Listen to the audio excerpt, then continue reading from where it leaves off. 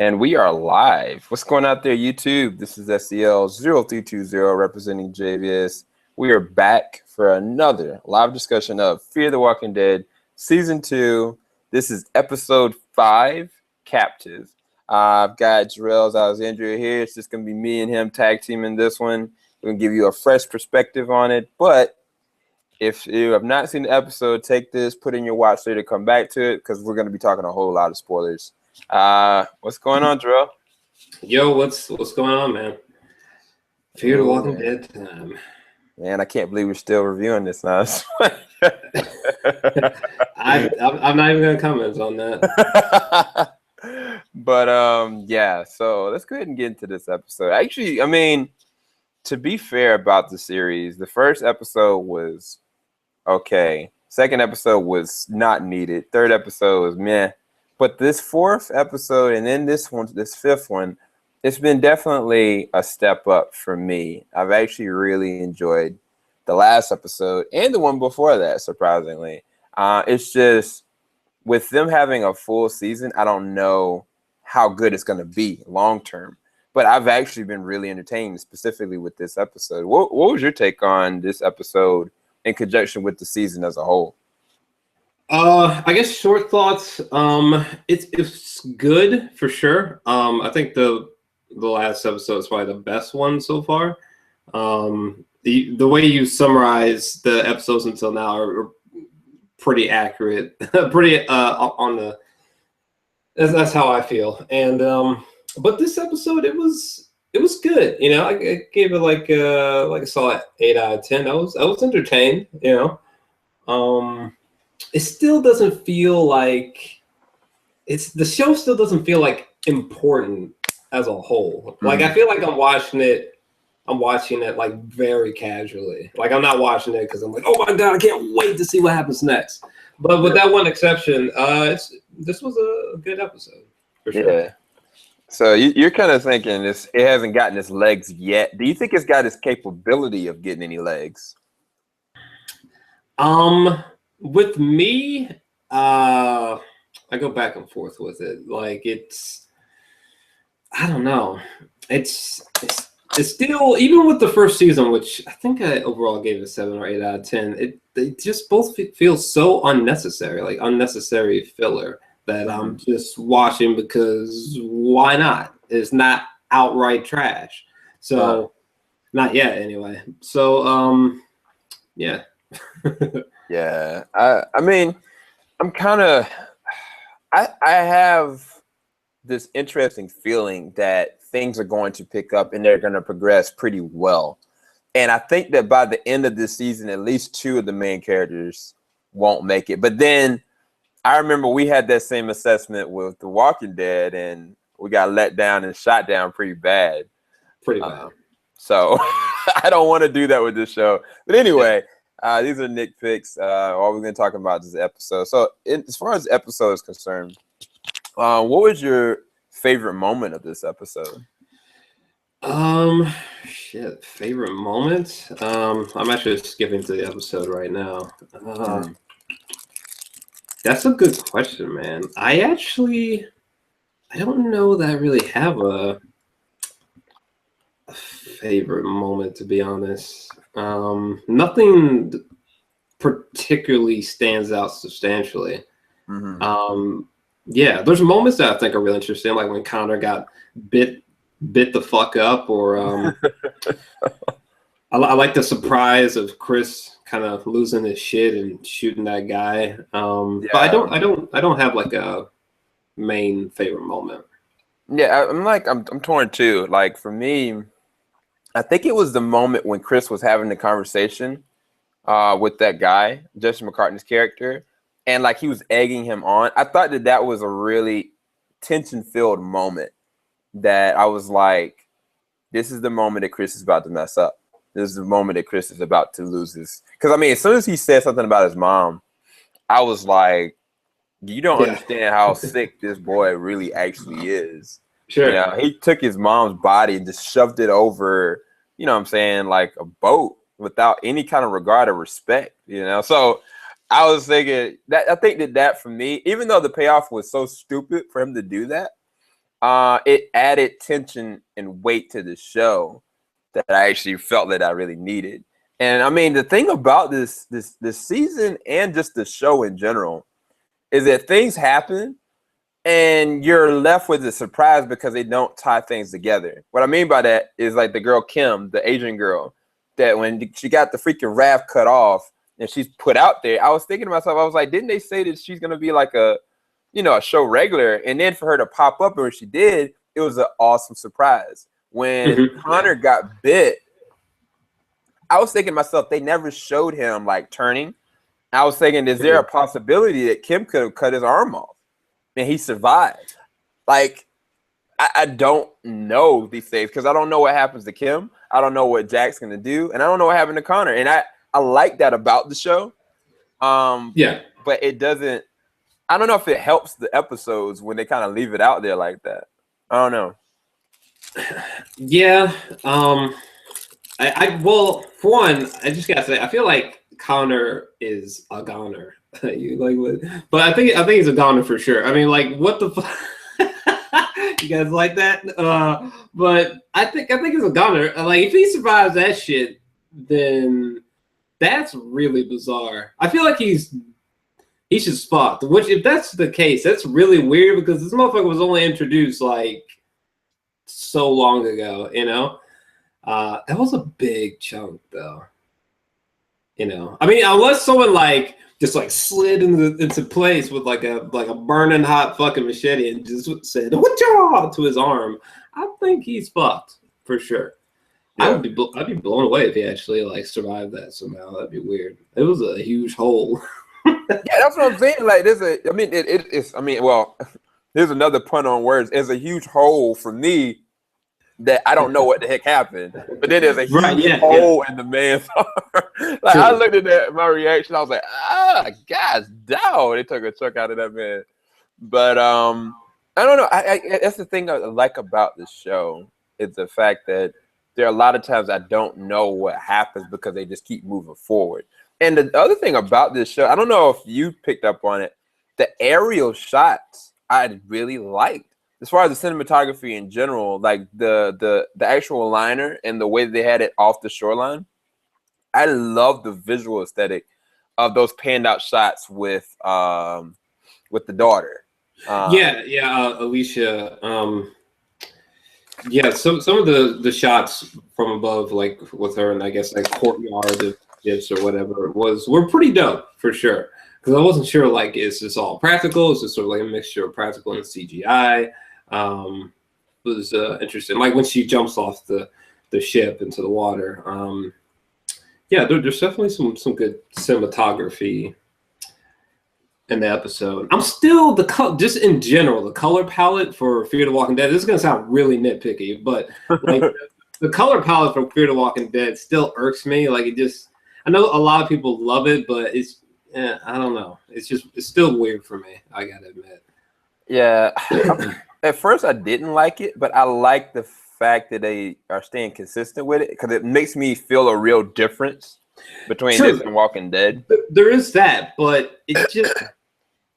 I mean, it's good that like it's different, but the color palette is still just weird for me. You know, like I love the cinematography for The Walking Dead, how it's so grainy. You know, almost like film. And it kind of gives the image like this grisly feel to it, you know. Because with The Walking Dead, cinematography is great. It's almost like the graininess reminds me of like the way it's like a visual signature, kind of like with J.J. Abrams movies. He has like a visual signature, which is his lens flares. So I wish I felt the same way about Fear the Walking Dead, but I don't. Honestly.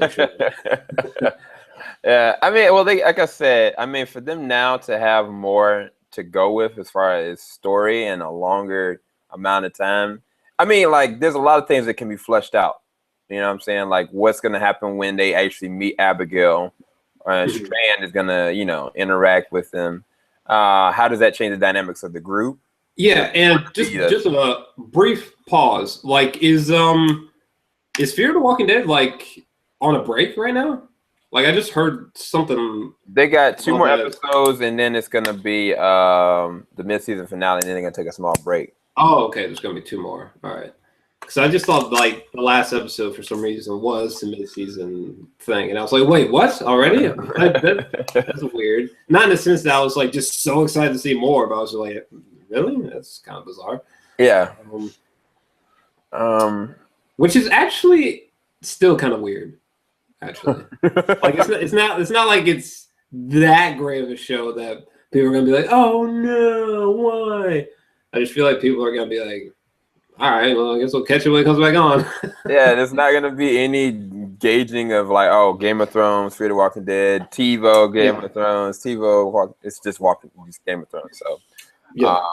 but I mean, yeah, like I was saying, like with the mystery behind Abigail, with even Daniel just randomly having like I don't know whoever he tortured. That's semblances of people that he tortured, the remnants of that person's voice, or if he's legitimately. I think honestly, personally, for me, that Daniel in that moment, he's dealing with the fact that he hasn't even dealt with the loss of his wife, like, and his daughter definitely has it. And I think that he's still fractured as far as from a heart value standpoint. And I think that a lot of the things that he's done, like lately, have been like less as a G as he was in the first season. You know what I'm saying? Like before, it was just like it was open and shut case. You know, like just kill him. You know, like there's no risk involved with this. Now he's been being a little bit more cautious and careful, and then even being more empathetic with the kids and everybody. It's really strange. That's interesting. I see it a bit differently. I feel like he's still the same. I don't think there's been any substantial differences. I think the only thing is that like environment wise, like he can't just do some cold shit and just like drive off. He's sort of like anchored to these people now, literally. So I think he's still the same way, but like he can't just, he can't just leave, So I think maybe it's just made him think more when he makes a decision. So more so on the lines of responsibility to the group. Okay. Yeah, for sure. Yeah, I can see because you can tell like sometimes like you can tell he's thinking. Yeah. Like when he brings up his being skeptic about Strand or things like that, or telling was it Madison about how like maybe the kids should come with them when we go to attack, you can tell he's kind of refraining because it's like he can't just be just pure OG, like I want to do whatever the fuck I want, cold blood all the time, because he's kind of stuck with these people. So he has to lean on these people a bit. So yeah, I mean that's the thing about the group is that in spite of Madison being so demanding with everyone. And then babying the kids. People got on me flacking for the fact that, she definitely was pressing up on Nick. And I have to kind of turn my brain off and desensitize that this is not technically how The Walking Dead is. Like she's cared about her son. She knows he's a prior addict and then he can act out at the same time. But it's like the world that they're living in now, like she's going to have to understand that this is a different world. I don't know. But I just sometimes get so agitated with Madison. She just irks me sometimes. But at the same time, to see her character transform into something more, I'm hoping for that. But I don't know. What's your take on Madison or her actions lately? She annoys the hell out of me. There's yet to be a time where I just be like, oh man, Madison's really like, nah. She's just always sort of irks me. Like just some of her. I wish I had brought something more specific to the table on this. I didn't think this was going to come up, but Madison, she's just a slightly less annoying. What was Rick's wife's name? Lori, yeah, basically. Yeah, like I think that she can defend herself better than Lori can, and I think she can probably thrive in the world better. But it's just the way that she talks to people. Like I think there was a moment where she was kind of like talking at Strand, like that look you're giving me. No, don't you touch this or do that. I was just like, where's this coming from? Like, is it? But I don't know. Nick still, to me, is my favorite character. Chris, might end up being the serial killer of the group that they're gonna have to put down. Yeah. And Which I want to bring up something really quick about Chris. Because I feel like, well, just to clarify, because I can't remember this character's name, but the guy in the further back, obviously not Daniel, but the guy in the way back, whatever the fuck. Jesse McCartney. Yeah, whatever his character name is. I know they've been leaving these breadcrumbs for a little while. This sort of Chris and Alicia like having a thing, you know, because he was poking at that concept, you know, it was really revving Chris up, and they've been like leaving little breadcrumbs about this, I feel, since the first season. Particularly since whatever the fuck episode it was where it was like the two of them in like a house, and they were like in different clothes and drinking shit and were drunk or something. I can't remember exactly. It's not that great of a show, but thoughts on that? Like, do you think that's actually like sort of gonna lead somewhere? These, I guess, step brother, step sisters, sort of. I really legitimately do. Like I've felt that way ever since kind of like that same episode, like you were kind of explaining, because there's definitely some sexual tension between them. There's always been some kind of like tension just because of difference of family, and even like a difference of feelings of love. Like, I mean, Alicia is kind of like more receiving of it. Chris is kind of like, he's never been able to really maintain it because he's always been on the outside in. And it's like they work together well. I mean, from an outside looking in, but it's not going to happen until like the third season or maybe lower. It's going to flesh out more. When Chris made that kill for the first time, that guy that got beat in the head, the first person that interacted with him was Alicia. She asked him, "Are you okay? Like, what's wrong?" And I feel like the more he mentally breaks, she might be one of the only ones to really kind of help him like that. But it's weird because I don't know what they're doing with Alicia and this guy Jack. I personally would have never had my daughter go with the guy that is a part of this group and just kind of just shift out. I mean, I understand. I mean, she needs to get out of there, but I really don't trust Jack. I don't know what it is. Yeah, this whole Alicia and Jack thing needs to fucking stop. Like, this is so petty, man. I'm just like, come on. It's the most obnoxious part of this season so far.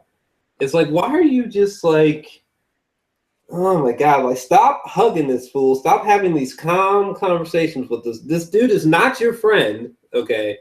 This is not like your bestie. This is not your future husband. So, like, just let it go with this fool. Like, when she jumps off the ship and she still looks perfect coming out of the water, you know what I'm saying? Good looking chick. But when she gets back into the boat, you know, she jumps off. I mean, the boat with Madison, and they're speeding off, and she, like, is looking back at Jack with, like, these puppy doe eyes, and just like, stop. Like, what is that? What is this stemming from? Like, just stop. I don't know. I mean, I think she's gonna find out the hard way. I got a really bad thing happening with. I think it's setting up not for a love story with her and Jack. I think it's setting up for something pretty nasty. Because he's gonna feel betrayed, and she doesn't know what kind of person he really was before. He just told her what kind of person she was. But true. I don't know. We'll see. I will see. But like I said, my favorite is still Nick. I don't know where Chris is going with this whole thing. And then the next episode, that actually looks pretty promising because of a situation where they're all running from somebody that's got a gun. I don't know. But, the one thing I did want to bring up, and we can go ahead and get ready to cut short now, is Cliff Curtis's acting while he was in the jail cell with the girl Alex. I think that's her name. I thought that moment of him embracing the fact that he feels responsible, and even just like a sincerity about him, you know what I'm saying? Like, it elevated him as a character because it shows like a darkness and a light about him. And I think that Cliff Curtis acted it very well. There's a lot of emotion in his eyes that I don't think anybody acknowledged it. But I really wanted to talk about it. Did you notice anything about his acting? I mean, it was good, but like I said before, I think that Cliff Curtis is easily the best actor on either season that we've gotten so far. His discography is pretty outstanding. If you go and look at it, you'll be like, "What? He was in this and this," you know. Definitely a really underappreciated actor, in my opinion. He's really great. But yeah, he did really good in that scene. I was just irked by that scene because the woman, who I can't remember her name, but who was sort of talking to him in the cell, that that Strand sort of cut off almost literally. I did not care for Travis's breakdown. I thought that was kind of bullshit. Like you thought it was a good decision at the time. You know what I'm saying? You can't just like all of a sudden, because you're in this unfortunate. I mean, you didn't beat her. You know, you didn't torture her. You didn't kill someone significant to her. I mean, you didn't even cut the rope. You know. Yeah. So it's not like, and again, to be in this world, you gotta make decisions they're just gonna be fucked up either way. There's no like, I don't think there is a safe decision in a world like this. You know, I think every decision has to be morally gray to some extent. Yeah, there's no way it can be a straight cut line. It just can't be. I think, well, from my perspective on that whole sequence, I think it was that he understood that her having to, and I knew it was going to come to that if she ever came back, her having to be able to survive and have to kill the person that she was willing to kill to protect. It was like, I mean, she already broke down her moral compass of killing people, doing what she could to preserve this boy, just for that situation to happen, to have to kill him anyway. I think that he understood and he connected with her from that perspective. And that was the reason why he wanted to feel out of guilt. I don't even know if it's necessarily about her. I think it's about the stuff that he's done. True. I feel like, I don't know, if I was Travis, I would be like, look, I did it because I thought it was right. And if we rewind the time, we would have done the same shit. I didn't do you no wrong. I mean, it's kind of weird that we sort of left you hanging at the back end of the boat, literally. But I mean, shit, I didn't cut the rope. You saw the motherfucker who cut the rope, or she should have anyway. That wasn't my decision. I mean, it's fucked up, but yeah, he wasn't even there to like defend the situation. I mean, Madison was the one that didn't say nothing. Like Madison just looked. She's like, she could have been like, "Yo, Travis, yo, like we need to go get them." I thought it was weird because I could have sworn she said something to the effect of like, "I wanted to make sure that we got you," and I was like, "But what? Why? I mean, wouldn't you really want Strand?" More so? Well, okay, so with the raft, right? Travis was the one that told them they have to stay on the raft and they couldn't be on the boat because Strand was like, look, they have to go, period. But Travis was like, look, you're going to have to stay on this raft. You can't be on this boat. And I think that's what she meant. But, sure, but what was the guy in the chat? His name is Nick, ironically. He said that it would make more sense to her to want Strand versus Travis. Yes. I don't know. Like, because if I was her, I would have been like, where's that motherfucker Strand at? The dude just cut me off in the middle of the ocean. There's no fucks given. I guess I'm that good riddance, I guess. So, I don't know. Interesting reaction from Travis's perspective. I didn't agree with it, but interesting though, and good performance. Yeah, sure. Yeah. But I mean, all in all, what did you give this episode as far as the rating? I gave it like an 8 out of 10. I was pretty thoroughly entertained. You know, I mean, I'm not like, I'm not losing my mind about it, but I was entertained for sure. Yeah, like there was never a moment where I was bored or I was just like, oh my god, this is still going. Like, you know, I was entertained. Yeah, sure. This is definitely, to me, this is one of their best episodes. Yeah, I think I gave it like a 9. I gave it a pretty high rating just because of the fact that, I mean, with the Daniel situation, with the Chris situation, and even with the moment with like the girl Alex and Travis, I really appreciate all those moments. Even like the big opening of the guy that's supposed to be the villain just sitting there cooking her a steak. I thought that was the most weirdest, ominous thing. And then the pregnant lady, did you think that she was gonna kill the pregnant lady? No, but like I said in my video, if it was me versus that pregnant lady, I don't think you should hit a pregnant lady. However, in this situation, you have my full respects to just Bruce Lee this bitch right in the fucking throat and just fucking take her, yank her ass in the cage, lock the door, and just walk off. Don't even run, walk. Okay, fuck out of here. Evil ass pregnant woman. Like, I don't think I'm gonna be that pregnant and that evil at the same fucking time. Jesus. So just to clarify, people, if I was in that situation, I would be like, "What the?" Right to her throat, for sure. Oh my gosh. But yeah, I don't have anything else. I'm definitely looking forward to the next episode. But I'm about to be on the 6th season of Game of Thrones. I have to make this announcement, everybody. So pretty soon we're gonna be probably doing live discussions with Game of Thrones instead of Fear the Walking Dead. So I'll keep y'all posted on when and what time we do that. Me and JOR-ELS, we're gonna maybe have more conversation with that. Maybe next time Iman will be on and she can be able to join this as well. But definitely go to the description bar below. Check out JOR-ELS' page, JOR-ELS Alexandria. We got a lot of content up there. Definitely go and subscribe. And as always, y'all, thanks for joining. We'll be back. You got anything else, JOR-ELS? No, thanks for watching, people. If you enjoyed his stream, definitely press the like button and subscribe if you haven't. Definitely, everybody. All right, y'all. Have a good night. Peace.